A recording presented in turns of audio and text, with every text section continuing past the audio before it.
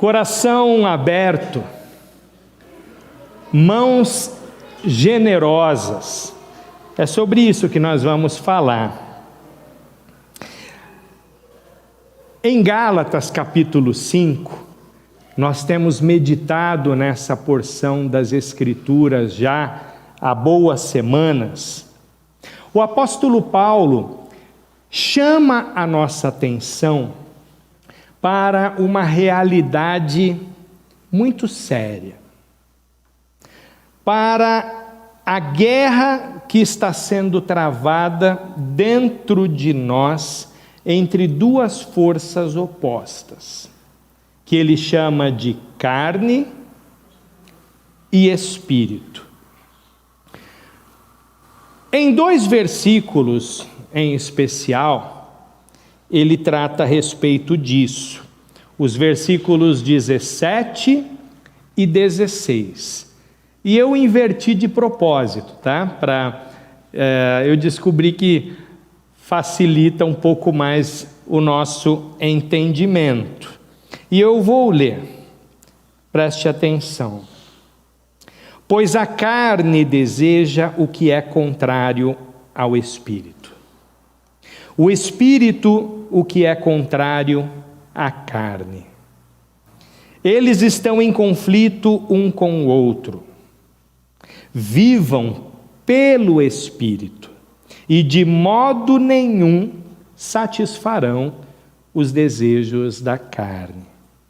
Algumas versões mais recentes, mais contemporâneas da Bíblia, traduzem carne como natureza humana ou como natureza pecadora. Filósofos e religiosos do passado, por conta desse entendimento, não só das palavras de Paulo, mas dessa realidade perceptível, dessa luta interior, que qualquer pessoa, conhecendo ou não as Escrituras, observa. Eles passaram a considerar o corpo como um tipo de prisão do espírito. Alguns até chegaram a se referir ao corpo como sendo o túmulo da alma. Filósofos diziam que as pessoas deveriam se libertar do corpo para que, de fato, elas pudessem transcender, pudessem viver de acordo com a sabedoria e a plenitude que foram chamadas para viver. Religiosos do passado defendiam que a carne deveria ser mortificada através de uma vida de austeridade, com muitos jejuns e até mesmo com autoflagelo. Certamente não era isso que Paulo se referia, e nem é esta a solução para o problema. Ainda assim, o apóstolo Paulo deu tanta importância para esse conflito interior, que ele falou a respeito dele em outras passagens, em outros escritos. Por exemplo, em Romanos, capítulo 7, versículos 21 a 23, ali ele diz o seguinte: assim descobri esta lei em minha vida. Quando quero fazer o que é certo, percebo que o mal está presente em mim. Amo a lei de Deus de todo o coração. Contudo, há outra lei dentro de mim que está em guerra com a minha mente e me torna escravo do pecado que permanece dentro de mim. São palavras difíceis de entender, não é verdade?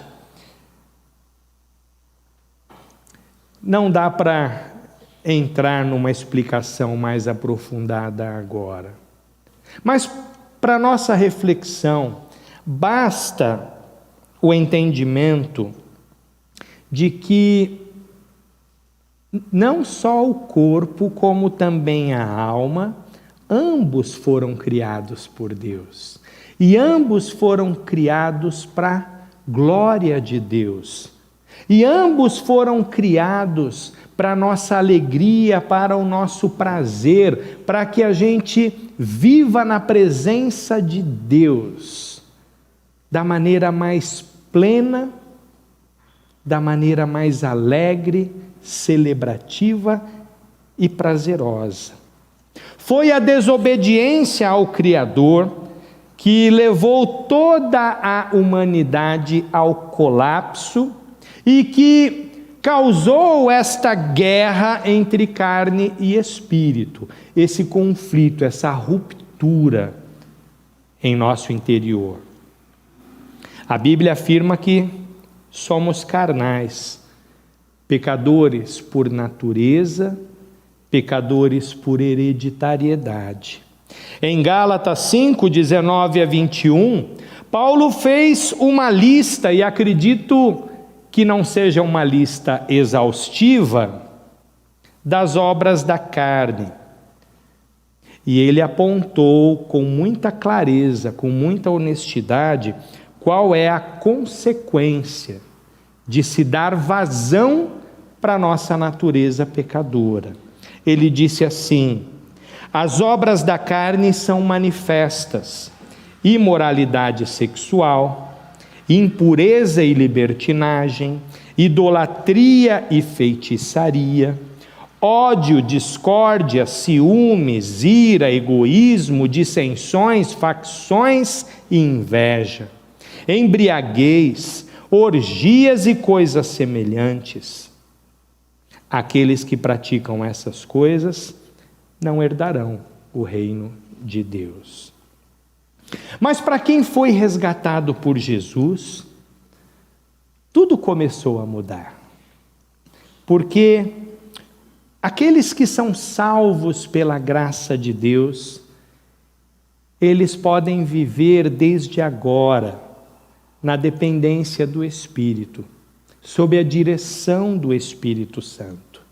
Espírito é o que nos tornamos pelo novo nascimento, quando nós fomos unidos a Jesus Cristo.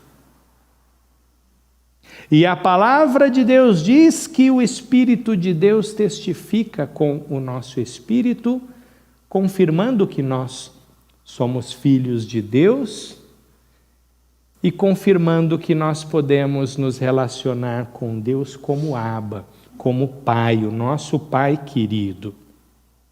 O nosso corpo não está fora daquilo que Jesus Cristo fez. O nosso corpo faz parte, porque agora ele se tornou templo do Espírito Santo. E nós recebemos muitos benefícios espirituais. Benefícios estes que não estão ao alcance, não estão disponíveis para aqueles que não nasceram de novo, que não conhecem ou que rejeitaram o Evangelho e, portanto, que não têm o Espírito Santo. O maior desses benefícios, sem dúvida alguma, é a própria vida de Deus dentro de nós. Porque a vida de Deus na alma do homem o empodera para vencer a carne com as suas obras. Quando nós fomos religados a Deus, e o fomos por meio de Jesus Cristo, e é só por meio de Jesus Cristo que isso acontece, a palavra nos assegura que nós fomos libertos da condenação do pecado, da pena. Durante a nossa vida, nós estamos sendo libertos do poder do pecado. E aguardamos ansiosamente aquele dia glorioso, em que nós seremos libertos da própria presença do pecado. E é o Espírito Santo vivendo, habitando, agindo em nós, que garante a vitória nessa guerra. É por isso que o Novo Testamento chama o Espírito Santo de nosso selo. E a ideia era de selo no sentido mais básico do entendimento do termo, né? Aquele selo que marcava o animal, o rebanho, e quem visse determinado selo sabia que aquele era um selo de propriedade, sabia que aquele animal ou aquele objeto pertencia ao seu dono, ao seu Senhor. Nós fomos selados pelo Espírito Santo. Temos em nós essa declaração de propriedade da parte do nosso proprietário, daquele que nos comprou. A palavra também diz que o Espírito Santo é o penhor da nossa herança. Ele nos foi deixado como penhor, como garantia de que aquele que deixou o penhor voltará para fazer o resgate. Ele é a garantia de que Cristo vai voltar e de que nós estaremos com Cristo. Paulo também chamou o Espírito Santo de Paráclito, que significa aquele que reanima, que consola, aquele que encoraja e mesmo aquele que defende. É um advogado. E o papel do advogado no tribunal é muito interessante, né? Porque no tribunal não é você quem fala. Quem fala em seu nome é o seu advogado. Quando o seu advogado fala, o juiz, o júri, está ouvindo você. O seu advogado se torna você e você se torna o seu advogado. Olha que coisa extraordinária. O Espírito Santo como nosso paráclito, como nosso advogado. É por isso que Paulo fala com muita tranquilidade que, mesmo que a gente não saiba como orar, o Espírito Santo intercede por nós com gemidos inexprimíveis e testifica com o nosso espírito de que nós somos filhos de Deus. A presença de Deus, a vida de Deus na alma do homem é sem dúvida o maior benefício que temos quando fomos salvos pela graça de Deus por meio da obra consumada de Jesus Cristo. É esse evangelho de salvação que nós pregamos, que anunciamos, que convidamos as pessoas que o ouçam, que o acolham, que o recebam, que vivam a partir da verdade que ele anuncia. Outro grande benefício que nós recebemos é o fruto do Espírito Santo. Mas o fruto do Espírito Santo, diz Gálatas 5, 22 e 23, é amor, alegria, paz, paciência, benignidade, bondade, fidelidade, mansidão ou amabilidade e domínio próprio. São 9 qualidades que esse fruto possui. 9 qualidades que desenvolvem, que passam a fazer parte do nosso caráter, para que sejamos mais parecidos com Jesus em toda a nossa maneira de viver. Nós já falamos sobre as 3 primeiras qualidades, que vão na direção de Deus: amor, alegria e paz. Existem as 3 qualidades seguintes, que são voltadas para as pessoas, para os nossos relacionamentos horizontais, que vão na direção do outro: a paciência, a benignidade e a bondade. Na nossa última reflexão, tratamos da benignidade. Hoje, estamos tratando da bondade. Qualquer um daqueles frutos do Espírito ou das qualidades do fruto do Espírito podem ser imitadas e até certo ponto expressas por alguém que não tem o Espírito, porque são qualidades humanas que fazem parte de pessoas que foram criadas à imagem de Deus. No entanto, enquanto qualidades naturais, elas têm um limite. Elas vão até um certo lugar, até um certo ponto, depois não vão mais. Por mais que a pessoa queira, chega a um limite. Lembra que eu usei aquele exemplo do comercial de pilha, dos brinquedinhos que ficam lá funcionando, né? Aí tem a pilha inferior, que é a pilha do concorrente, e aí tá os 2 brinquedinhos funcionando e aquele que tem a pilha do concorrente para, e aquele que tem a pilha do anunciante continua. E eu usei essa ideia, essa ilustração, né, como uma forma de mostrar que essas qualidades, quando demonstradas pelo homem natural, pelo homem sem Cristo, elas têm a sua limitação. Mas quando são demonstradas na sustentação do poder do Espírito, elas vão muito mais além. Então, qualquer pessoa pode realizar atos de bondade, mas quando o faz, eu diria que raramente o faz por motivos realmente altruístas, por motivos realmente nobres. Mas mesmo que o façam por motivos altruístas, nunca o farão para a glória de Deus.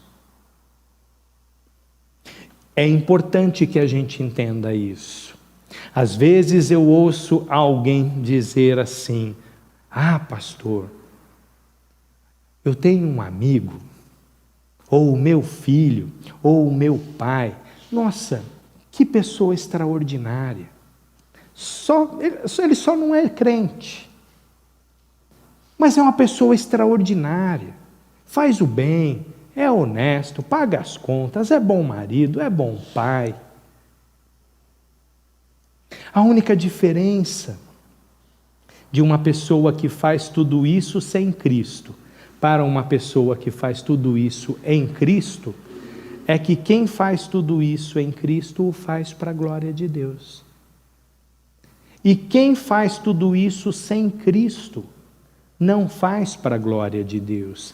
E se não faz para a glória de Deus, faz para outra glória, normalmente a própria.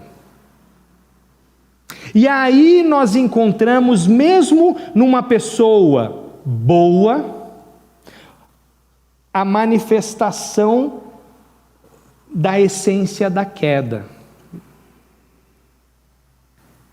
Você se lembra que quando Adão e Eva comeram do fruto, eles comeram a partir de uma proposta que lhes foi feita. Que proposta foi essa? Ah, vocês serão como Deus. Então, mesmo um ato de bondade, de justiça, feito com o propósito de ser como Deus, ou seja, feito para a própria glória ou para a glória de algo ou de alguém que não é Deus,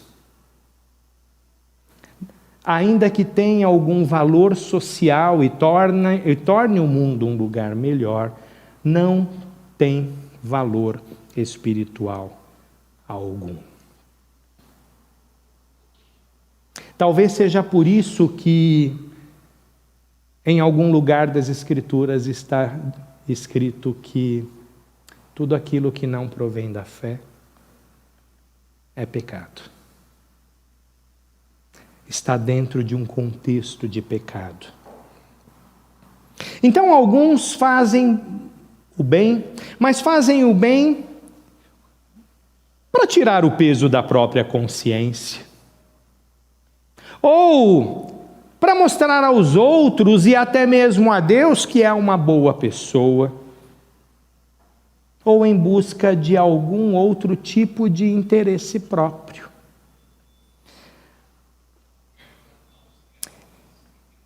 E nesse caso, as boas ações, uma boa ação, uma atitude nobre, está na verdade mascarando, escondendo a realidade de que aquele que o faz é, no final das contas, um impostor. E existe um impostor dentro de cada ser humano. Hoje pela manhã, a gente falou que existe um fariseu dentro de cada ser humano. Existe um impostor dentro de cada ser humano. Bondade é difícil de descrever, porque bondade é uma palavra muito genérica, né? Por exemplo, a gente diz assim: Mateus é bom em matemática. A gente está falando de bondade como um tipo de excelência, né? Essa faca é boa de corte. A gente está falando de bondade no sentido de ser funcional. José é um bom motorista. A gente está falando de bondade no sentido de habilidade. Mas a bondade que o Espírito Santo produz, a bondade que está sendo tratada aqui na Escritura é diferente. Tanto que é uma palavra que lá no original, na língua grega, é difícil de traduzir e parece que todos os tradutores de todas as versões da Bíblia acabaram falando, não, vai ter que ser bondade mesmo, que não tem uma palavra na língua portuguesa que de fato expresse aquilo que está sendo dito aqui. Mas o fato é que a bondade, como uma qualidade do fruto do Espírito, nos torna generosos para a glória de Deus, e a bondade como uma qualidade do fruto do Espírito nos torna generosos, especialmente para com aqueles que não são merecedores da nossa generosidade. E aqui a afirmação, o ensino central dessa mensagem, aquela frase que você vai dizer quando alguém te perguntar sobre o que o pastor pregou. A bondade que vem do Espírito, ela abre o nosso coração e as nossas mãos. A bondade que vem do Espírito abre o nosso coração e as nossas mãos. Duas passagens no Evangelho falam desse tipo de bondade. Lá no Sermão do Monte, Jesus disse, em Mateus 5, 44 a 45, mas eu digo, amem os seus inimigos, abençoem os que os amaldiçoam, façam o bem aos que os odeiam, e orem por aqueles que os perseguem, para que vocês venham a ser filhos de seu Pai que está nos céus, porque Ele faz raiar o seu sol sobre maus e bons, e derrama chuva sobre justos e injustos. É desse tipo de bondade que o apóstolo Paulo está falando como qualidade do fruto do Espírito. A gente também encontra esse tipo de bondade lá na parábola dos trabalhadores da vinha. Mateus 20, de 1 a 15. Anota aí para você ler depois. Jesus ele se compara nessa parábola a um fazendeiro que sai para contratar trabalhadores. E ele contrata um primeiro grupo de trabalhadores lá no início da manhã, no início do expediente, por volta das 6 horas da manhã. Depois ele sai novamente às 9 horas e contrata um segundo grupo de trabalhadores. Depois ele ainda chama mais alguns por volta do meio-dia e outros às 3 da tarde, às 15 horas. E por fim ele está andando, já era 5 da tarde, 17 horas, e vê alguns homens ali na praça e pergunta: por que vocês estão aqui e não estão trabalhando no campo? E eles dizem: porque ninguém nos contratou. Então eu contrato vocês, vão para trabalhar, vão para o campo. E eles vão, 5 da tarde, final do expediente já. E aí, na hora de fazer o pagamento, ele decide dar para aqueles que chamou às 5 da tarde o mesmo salário que havia combinado com aqueles que chamou às 7 da manhã. Eles ganharam a mesma coisa, mesmo tendo trabalhado somente 1 hora. E aí um homem que começou a trabalhar cedinho se sentiu muito injustiçado. O cara talvez seja o primeiro que quis criar um sindicato. Ele se sentiu muito injustiçado. E ele começou a reclamar, começou a causar. E aí o fazendeiro chamou e disse: o que está acontecendo? Olha, o que está acontecendo é que a gente trabalhou o dia todo e você chamou esses caras aí que trabalharam só 1 hora e pagou para eles a mesma coisa que pagou para a gente. E aí a resposta do fazendeiro está lá nos versículos 13 a 15. Amigo, eu não te faço injustiça. Não combinaste comigo 1 denário? Toma o que é teu e vai. Eu quero dar a quem veio por último tanto quanto dei a ti. Não me é permitido fazer o que quero com o que é meu? Ou os teus olhos são maus porque eu sou generoso? Ou os teus olhos são maus porque eu sou generoso? Porque eu sou bondoso. A palavra bondade aqui no grego é a mesma palavra que está lá no fruto do Espírito. Ou seja, o fazendeiro foi justo com todos os trabalhadores. Ele negociou o valor desde aqueles que começaram cedo. Se ele foi bom e justo com todos, a gente pode dizer que ele foi extremamente generoso com os últimos. Ele não foi injusto com os primeiros. O que ele foi é de uma prodigalidade, de uma generosidade incrível com os últimos, porque eles de fato não mereciam ganhar a mesma coisa. Quem é justo cumpre a sua obrigação, mas quem é bondoso no sentido do fruto do Espírito vai muito além de cumprir a sua obrigação, porque a bondade que vem do Espírito abre o coração e as mãos.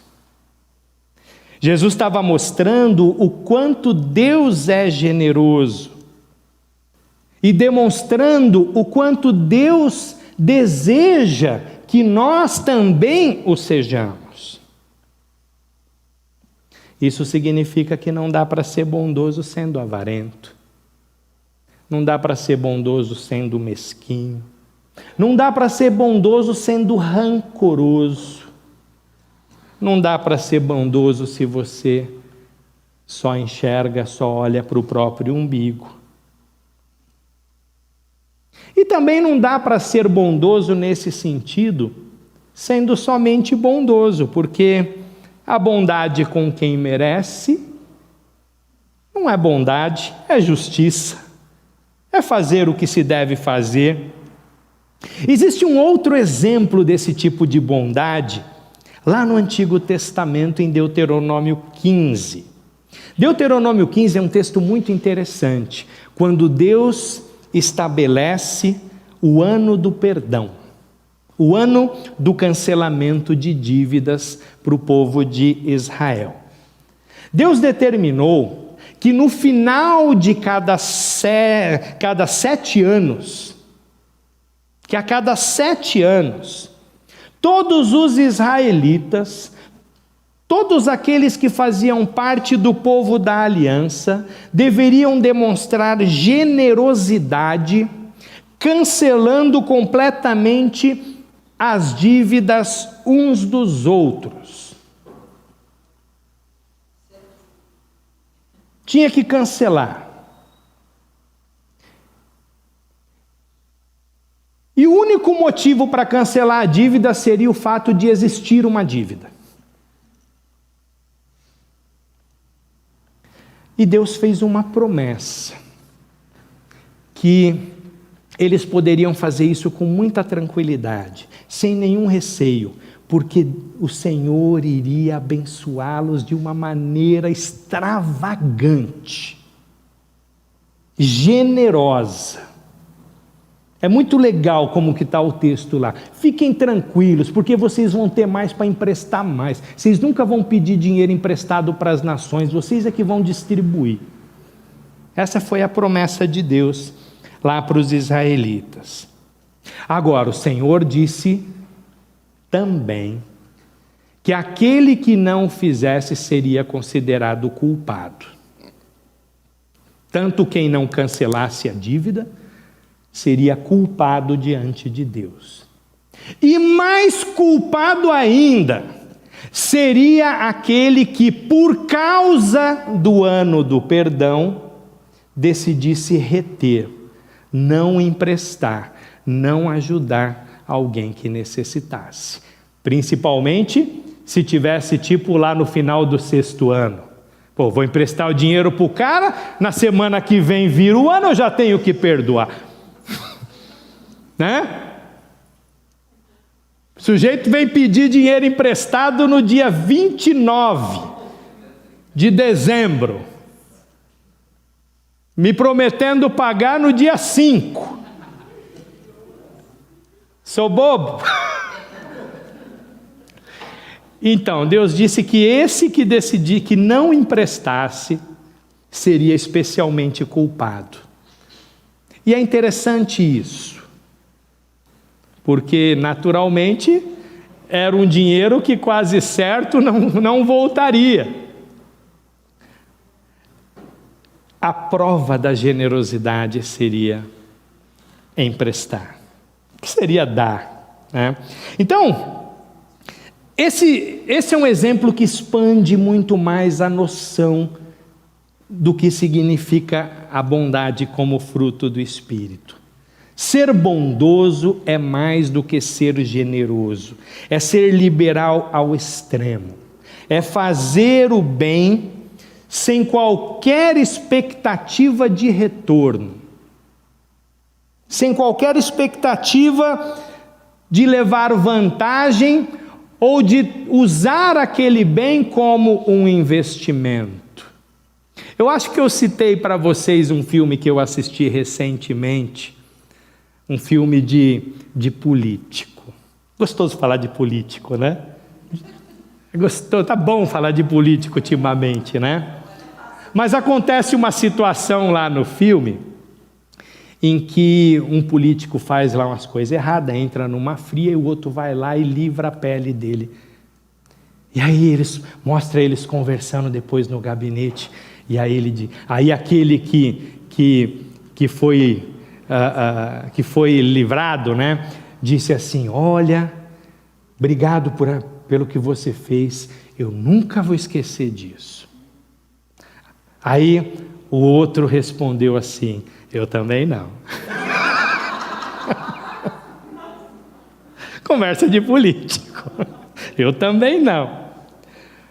Mas a bondade que a gente está tratando aqui é uma prodigalidade, é uma liberalidade ao extremo, é a bondade de quem não espera nada de volta, é a bondade que é a qualidade do fruto do Espírito, que abre o nosso coração, que abre as nossas mãos. É essa bondade que o fruto do Espírito está tratando. Não é só ser bonzinho, é ser extravagantemente generoso. Bom, agora o que tudo isso tem a ver com aquele papo nosso do começo sobre o conflito entre carne e espírito? Tem tudo a ver. Tem tudo a ver. Quando Paulo disse: vivam pelo Espírito e de modo nenhum satisfarão os desejos da carne, lembra que a gente está no mesmo capítulo, só está um pouquinho antes. Paulo estava entregando para a gente de bandeja a estratégia, a arma certa para vencer essa batalha. Você está numa batalha contra a fera. A fera é a carne, é a natureza pecaminosa. Paulo está dizendo que você não precisa entrar numa batalha frente a frente, numa batalha ostensiva contra a carne. Até porque você sabe que isso não dá certo. Você sabe que isso não dá certo. Não, eu vou lá e vai dar certo, porque eu vou resistir, eu vou ser forte. E qualquer pessoa que já namorou sabe que isso dura só até a página 2. Por exemplo, só um exemplo, dentre tantos que eu poderia dar aqui. Não é para ir de frente. Paulo está dizendo que o jeito de matar a fera é parar de alimentar ela. É deixar a fera morrer de fome. É matá-la por inanição. E aqui está a grande importância da bondade como fruto do Espírito Santo. A prática da bondade enfraquece a fera. Porque a prática da bondade é um golpe contra o nosso próprio orgulho. É um golpe direto no nosso egoísmo, no nosso autocentramento. Porque para praticar bondade extravagante, você vai ter que cortar, reduzir drasticamente o seu próprio suprimento de caprichos.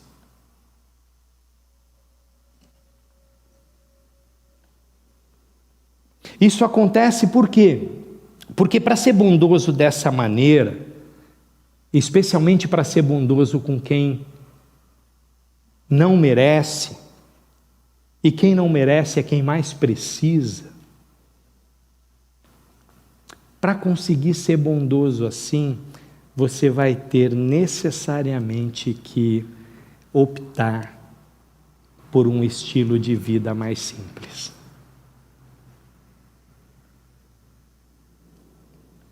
Não tem jeito. Não dá para ser bom e querer acumular ao mesmo tempo. Não dá para querer ver todo mundo bem calçado e ter 70 pares de sapato guardados no seu guarda-roupa.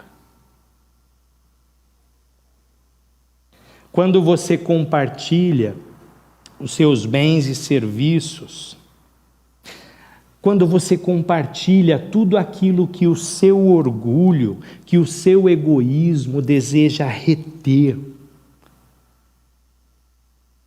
deseja guardar só para si, você está cortando o suprimento da fera.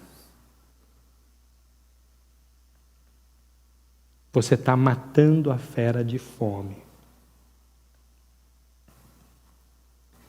Viver pelo Espírito é ser generoso de graça, confiando na generosidade de Deus, que é pródiga, que é inesgotável. É confiar que os recursos do Senhor para a sua vida não faltarão. E é por isso que você não precisa reter. Existe um falso cristianismo entre nós, famoso. Eu diria, talvez, a essa altura, majoritário. É o falso cristianismo que alimenta a fera, ao invés de matá-la. É o falso cristianismo daquele que está em busca de bênçãos para si e não em busca de Deus.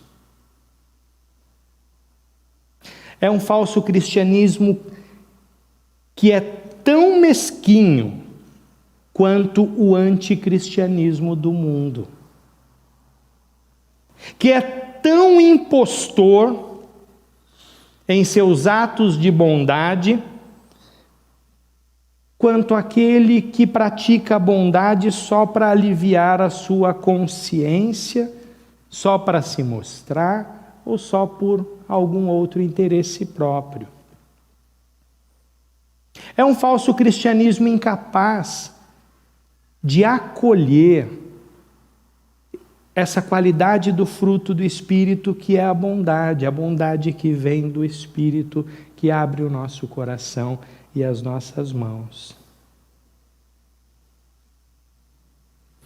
Essa bondade, ela faz bem ao outro.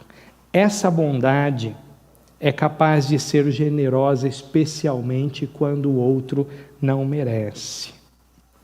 Essa bondade que faz bem para a alma daquele que pratica, provavelmente ainda mais do que para aquele que recebe. É dessa bondade que o apóstolo disse que é melhor, mais bem-aventurado é dar do que receber. É essa bondade que enfraquece a fera na medida em que corta o seu suprimento, que tira o seu alimento. É essa bondade que testemunha da bondade de Deus, que atesta em nós a obra transformadora de Jesus. E o desafio que eu deixo para você, desafio da semana. Lá vem, né? Lá vem ele. Olha, eu acho que todos, ou a maioria de nós, é capaz de lembrar ou de pensar em alguém para quem um dia a gente resolveu fechar o coração. Por motivo justo.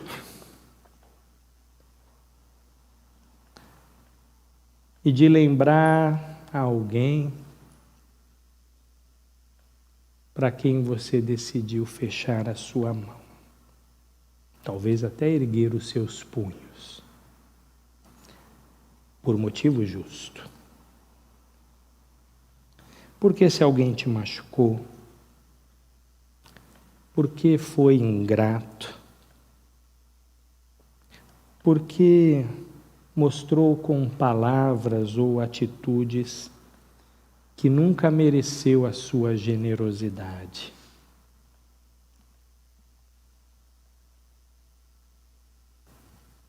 O desafio que eu deixo para você essa semana a título de exercício é que você descubra uma maneira de demonstrar generosidade para essa pessoa de uma maneira especial.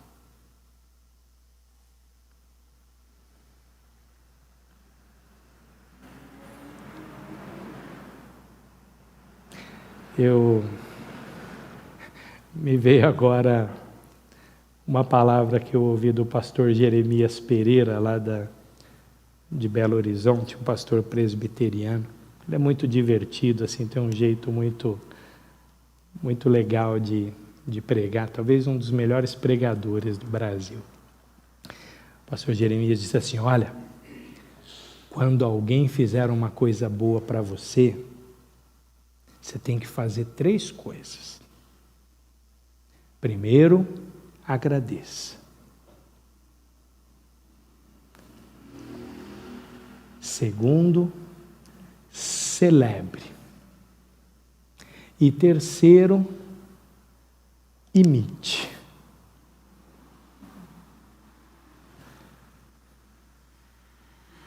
Três coisas que a gente deve fazer. E quem sabe o ato de bondade que você vai demonstrar para essa pessoa não venha a produzir isso no coração e na atitude dessa pessoa. E aprenda a ser generoso. Pratique a generosidade.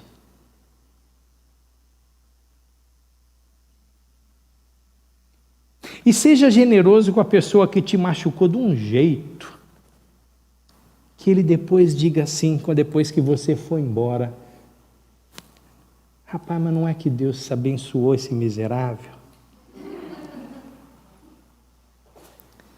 Quem tem o coração aberto e as mãos generosas por causa de Jesus, para a glória de Deus, pelo fruto do Espírito, dá um passo muito substancial para a vitória nesta batalha cruel entre carne e espírito.